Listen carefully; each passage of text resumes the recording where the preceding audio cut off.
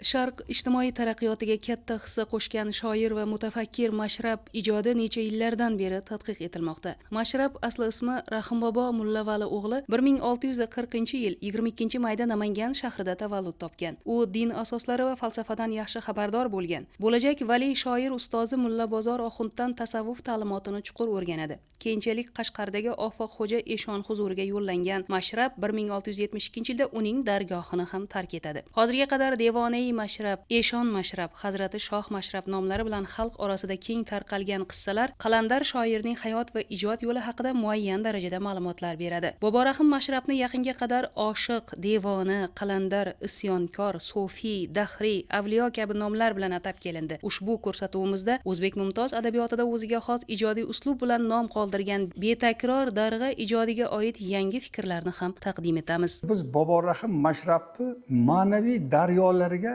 sho'ng'iyapmiz. Bu daryodan dur olib chiqish u bizning vazifamiz. Tasavvuf bu tariqat degani. Tariqat degan tariq yo'l. Tariqatni tub ma'nosida, tub asosida inson zotiga muhabbat va xizmat yotadi.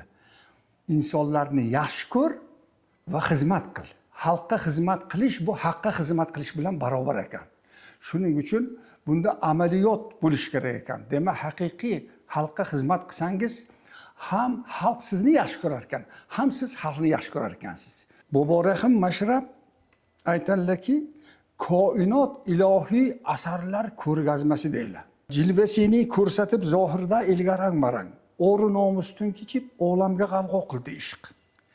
Demak, har bir narsadan biz hikmat izlashimiz kerak ekan. Dunyodan illat emas, hikmat. Asal erini qilgan ishini arslon ham qila olmaydi. Yo pilla qurtini bajargan ishini fil ham qila olmaydi. Shuning uchun biz har bir yaratiqqa hikmat bilan qarashimiz kerak ekan. Islom ta'limotiga ko'ra inson ruhida 3 ta unsur bor ekan. Bittasi qalb. Bu yurakka joylashgan ekan. Ikkinchisi aql, bu boshga joylashgan ekan. Uchinchisi nafs, bu jismimizga joylashgan ekan. Aqlli vazir qilib nafsi xizmatkor qilsa, bu tarbiyalangan qalb bo'lar ekanda. Agar qalbimizga nafsi hokim qilib qo'ysak, nafsi vazir qilib qo'yib, aqlli xizmatkor qilib qo'ysak, unda faqat o'zini o'ylaydigan shaxslarni biz tarbiyalab qo'yar ekanmiz. Dunyoga kelib bilmay loyiga bota qoldim deydi. Darmon yo'q edini, zahri balosini yuta qoldim deydi. Bu orzu, havaslar bu loy ekan. Agar loy ko'p bo'lsa-da, fil bo'lsa ham yiqilasan, tuya bo'lsang ham yiqilasan deydi. Boborahim Mashrab aytadilarki, yoshlarga nasihat qilib, osmon qo'lingdadir angushtlaring, mo'r bo'lsa ko'nglini og'ritmagin. Agar dunyoni qo'lingda bir angusha uzukdak aylantirsang ham, kuchli, qudratli bo'lsang, bir chimaliqchalik ham birorta o'rintirmagin deydi. Yoshligingda yo'lga kirgil, toki topgaysan kamol. Gar jarohat ko'hna bo'lgan so'ngra bemal ham bo'lur. Yoshligingda to'g'ri yo'lga kirib olgin. Ilm o'rganib, odob o'rganib. Agar bu ilmsizlik, odobsizlik katta bo'lsa, xuddi tuzalmagan kasaldak, jarohat katta bo'lgandan keyin endi u davolab bo'lmaydi deydi. Kimki haqning ne'matiga noshukrdir Mashrabo, noshukrlar qavmi oxir hamdami shayton bo'lur. Demak, senga berilgan taqdirga rozi bo'lib yashagin. Garchi noqobildirsan, qobil bilan hamxona bo'l. Bexabar suhbati dardisari paydo qilur deylar.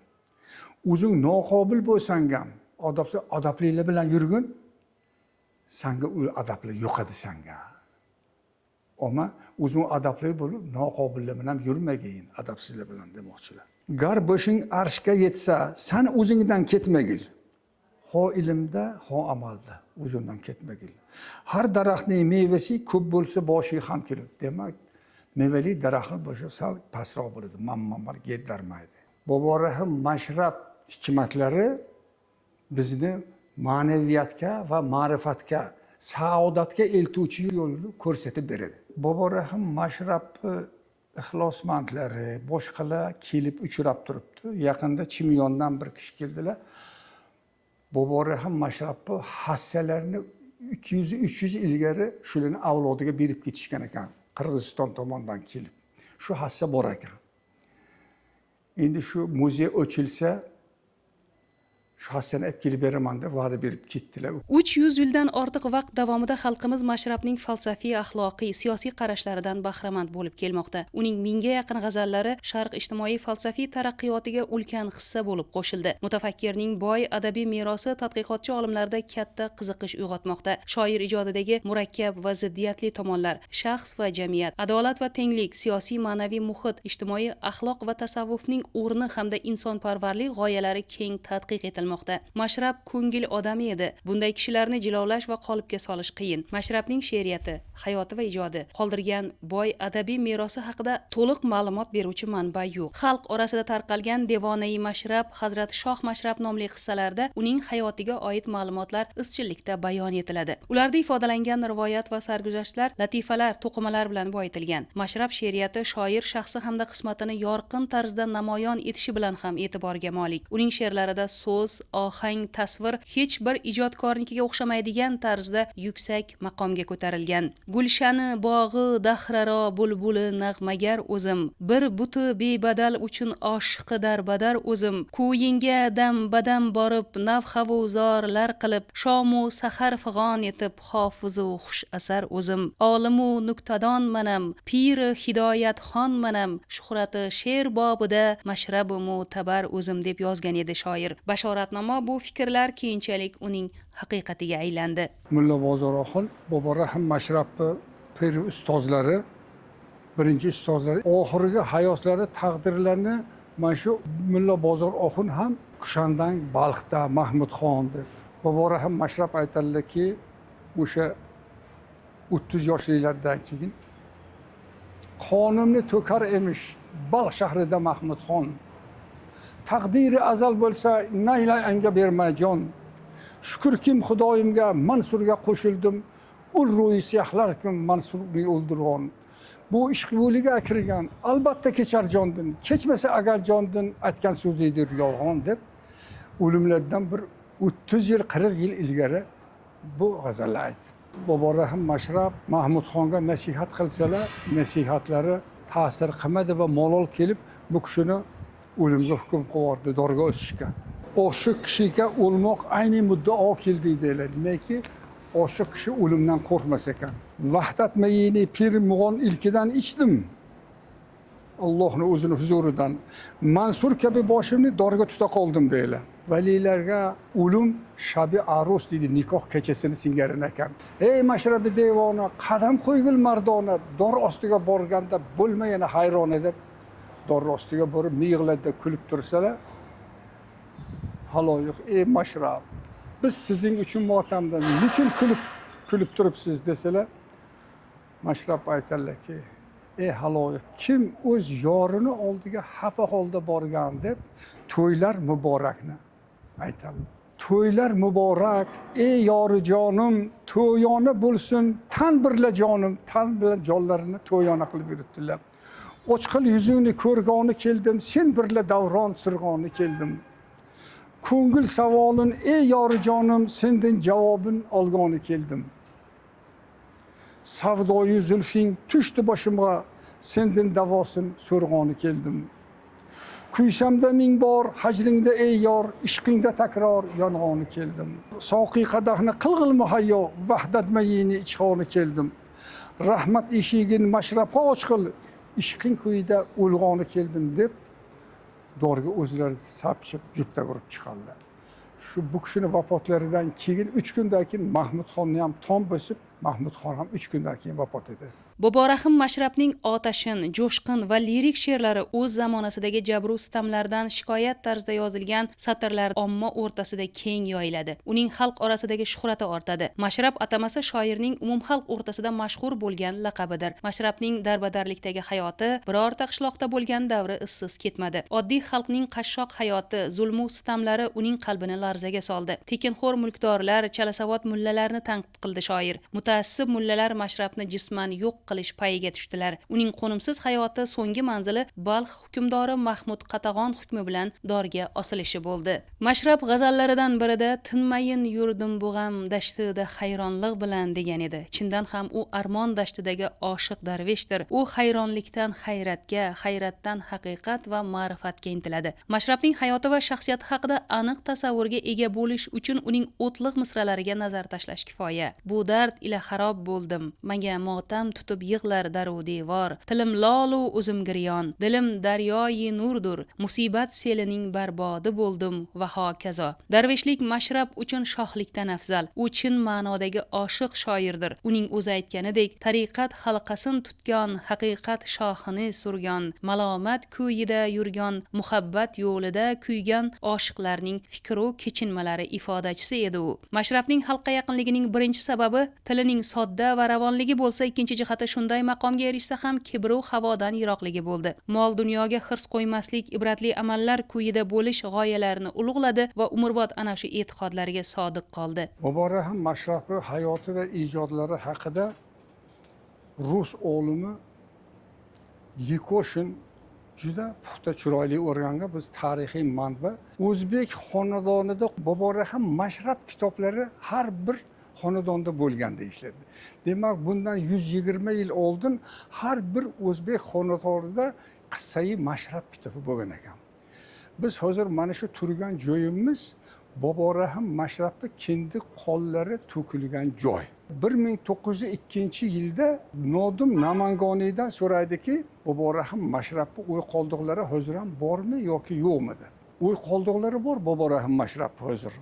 Mulla Bozoroxun qabridan 550 qadam. Maddoxon mahallasida, mana shu mahalla Maddoxon mahallasi. Qalandarxona yonidagi hovlida. Mana shu TV hovlimiz Qalandarxona. O'zi mana shu turgan mana 3,5 so'tix joy ekan bu yer hozir. Endi bu katta bo'lgan ilgari mana haligi soy haqi bo'lib soyga tushib ketdi. Undan keyin yana yo'l chiqarilishdi. Shu bilan endi hozir mana shunaqa kichkina joy bo'lib qoldi.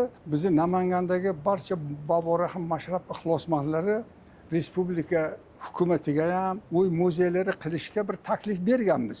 Bu sa'y harakatlar boshlandi. Biz Muborak Mashrabni 7 yoshlilarida Qur'onni to'la yod olganliklari haqida Mirzo Kenjabek Mashrab kitoblarida yozganlar. Bunga dalil sifatida mana shu g'azallarni aytadilar.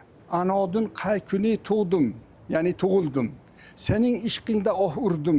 Yoshim 7 ga yetganda bu ishq do'konini qurdim. Devon 8-9da tariqat yo'lini surdim. Namangan shahrida yurdim. Ki andin to abad do'stlar xo'jamni izlagan qulman. Muborak Mashrab o'sha karvonlardan salom deb onalariga yozgan xatlari. Borsang salom ayt ey karvonim. Mazlumi ojiz qolgan anomga.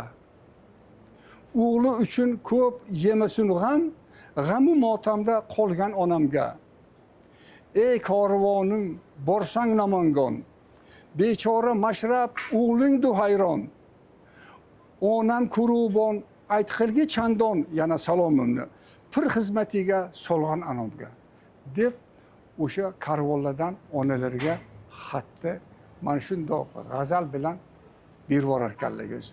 18 yildan keyin kelganlar Muborak Mashrab. Shunda o'sha yerda Mashrab qo'lida jon berarlar. Muborak Mashrab onalarning qabrida 40 kunda o'tirib, Bordon Qo'rg'onga chiqib, Buxoroy Sharifda Mavlai Sharifni 3-ustozlari o'qish Buxorodagi. Ina Buxoroga qarab yo'l olganlar. Demak, mana shu xonadondan chiqdi. Mashrabning orifona g'azallarida quyidagi misralar bor. Sirri dilim izhor bo'lsa malakka, ulmoq bila shamsi munavvar chidayolmas. Ishq ahli agar nolayu faryod chiqarsa, masjid kuyaru voizu minbar chidayolmas. Bu satrlar Mashrabning shoir va shaxsiyatini, uning sargardonlikda kechgan umrini chizgilari desak yanglishmagan bo'lamiz. Zero uning o'zi aytganidek, ma'rifat bozorining devonasi, ham haqiqat ishqining mayxonasi, oq urib ikki jahonni kuydirur, ishq elining ziynatu sarmoyasi. Muborak Mashrab tili va dili bir, o'zini haq yo'lidagi ishlarga bag'ishlagan otashnafas shoir. On qadar nuriga to'lib men osmonga sig'madim. Toqi arshu kursiyu lavhi jinonga sig'madim. Kimgaki soyam tushsa nuru yaqin bo'ldi u ham, daftari ruhi quddusdirman, zabonga sig'madim. Mashrab o'z zamonasida sufizmning bir oqimi sanalgan qalandarlik maqsabida bo'lib, uning rasmiy islom vakillari bilan kelisha olmaganida yana bir karra oydinlashadi. Chunki ko'pchilik Mashrab va uning izdoshlarini og'ir zulmlarni boshidan kechirgan va juda qashshoqlashgan xalqning himoyachisi, zulmdan qutulish uchun xalqqa yordam beruvchilar sifatida hurmatlashgan. Giyotini bir gapi bor-ku, agar shoir bilan tanishmoq istasang, uni yurtiga bor deb. Bizni Bobo Rahim Mashrabning muxlislari nafaqat O'rta Osiyoda, balki Yevropada ham juda ko'p. Turistik salohiyatini Namanganimizni ko'tarish uchun Bobo Rahim Mashrab g'azallari bilan aytiladigan qo'shiqlar musobaqasini ham bir o'tkazsak degan taklifimiz bor. Biz 300 yildan beri agar Bobo Rahim Mashrabning hayotlari, ijodlarini o'rganadigan bo'lsak, Yevropada 150 yildan beri o'rganishadi. Bobo Rahim Mashrabning Yevropada ko'p g'azallarni tarjima qilishgan. Ingliz tiliga tarjima qilingan g'azallarini AQShning Yuta shtatida Sharq qo'shiqlari festivali musobaqasi bo'ladi. Shunda Alfredo degan bir qo'shiqchi Mashrab g'azallarini shunday bir kuylaydiki, butun zal sehrlanib qoladi. Shunda bu kimni so'zi, kimni she'ri, kimni g'azal deganda bu O'rta Osiyolik Bobo Rahim Mashrabning g'azallarida birinchilik o'rinni oladi. Turkiyada ham Bobo Rahim Mashrab asarlari o'quv yurtlarida dasturga kiritilgan. Ham tarjima qilingan Bobo Rahim Mashrab Mabdai Nur asarlari boshqacha, ham oliy o'quv yurtlarida o'qitiladi. Buni biz borib o'sha yerdan turk tilidagi Mabdai Nur kitobini olib ham keldik-da. Fransuzlar Bobo Rahim Mashrab kitobini Qissai Mashrab demadi, Nur taratuvchi darvesh kitobi degan sarlavha bilan chiqardi. Bobo Rahim Mashrabning o'sha sodda, samimiy, yoshlarga tarbiyaviy ahamiyatga ega bo'lgan g'azallarini biz yoshlarga tuhfa qilishimiz kerak. Bobo Rahim Mashrab ijodining g'oyaviy falsafiy, axloqiy zamini tasavvuf. Bu ruh tarbiyasi, tasavvur go'zalligi. Ba'zi davrlarda Mashrabning asl qiyofasi, she'riyati ayricha talqin etilgan paytlar ham bo'ldi. Bu shoirning hayoti va ijodiga nisbatan soxta talqinlar yuzaga kelishiga sabab bo'ldi. Mashrab ijodida bir-biriga qarama-qarshi motivlar ham yo'q emas. Dunyoviy muhabbatga mansub tasvirlarga urg'u berilishi ayrim hollarda uning ijodini bir yoqlama va yuzaki o'rganilgan jihatlar borligini ham ko'rsatadi. Bag'ri rahmatga kirib qildim vujudimni adam, ma'rifatdan bexabarsan, gavharimni kavlama deydi u dinni niqob qilganlarga qarata. Bobo Rahim Mashrab yoshlarga aytadiki, har qanaqa tilaging bo'lsa, har qanaqa ilmli bo'lsang ham, moldor bo'lsang ham, ota-onani esdan chiqarma deb muhammaslari bor, men o'qib beraman. Ey ko'zimning shamiyu ham nuri didam ravshani, odamiy iymonga yetmay hech vaqt bo'lmas g'ani. Iymonni mag'zi odob. Mardomozori qilib bo'lma xudoning dushmani. Osmonga yetsa boshing qilmagul mavumani. To otang rozi emas, tavban qabul bo'lmasin. Demak, insonlarning qalbini og'ritmagin. Osmonga mabodo ilmda, amalda, pulda yetsang ham mammallik qilib ota-onani mensimay qo'ymagin. Agar bular duosini olmasang, seni barcha qilayotgan yaxshi niyatlaring amalga oshmaydi. Kecha kunduz agar Qur'on tilovat aylasang, shabni ro'zi aylab mudom, ya'ni kechasi bilan taqvoyi toat aylasang, misli xotamdek bo'lib xayru saxovat aylasang, Ka'bayi maqsudni ming bor ziroyat aylasang, to otang rozi emas, tavban qabul bo'lmasin. Diniy iymoning bilan ursang bu yo'lda dasti bor. Diniy iymon butun vujudi bilan ibodat qilsang, zo'ri bozing birla etsang 33 ming xonaqoh, maktab, internet qurib bersang ham deylar. Osmondan tushsa Iso qilsa haqqingga duo. Piri murshiding xizli zamona bo'lsa bo'lolmas rahnamo. To otang rozi emas, tavban qabul bo'lmasin. Demak, yoshlarga ota-onani hurmat qilishi, ota-onani nasihat bilan yurishi, shuning uchun Bobo Rahim Mashrabning hikmatlari, g'azallari, muhammaslari hammasi bizga, yoshlarimizga suv bilan havodek zarur.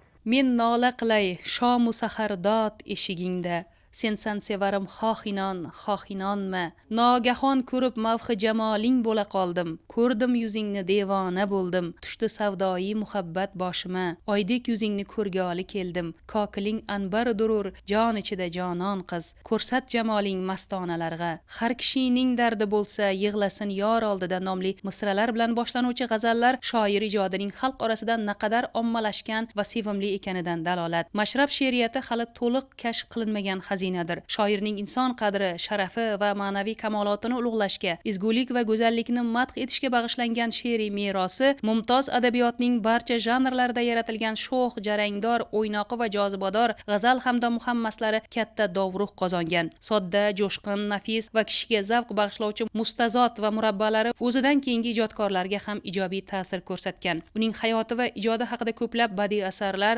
romanlar, qissa va sahna asarlari yaratilgan hamda ko'plab xorijiy tillarga tarjima qilingan. Mashrab she'rlari O'rta Osiyo va boshqa xalqlar orasida ijtimoiy ahamiyati bilan ham qimmatli bo'lib, turli aqidalarga qarshi kurashning bayrog'i bo'lib keldi. Adabiyot ahllari uchun muammoli bo'lib kelgan jihatlardan biri uni dahriy deb tadqiq qilinsa, tasavvufga oid she'rlaridagi mantiq qayerga yo'qoladi degan savol tug'iladi. Diniy shoir deb talqin qilinsa, ulug' shoirning yirik ijtimoiy merosi xazinasidan voz kechilgan bo'ladi. Xullas, Mashrab ijodi keskin ziddiyatli qarashlarga boyligi bilan ham o'ziga xosdir.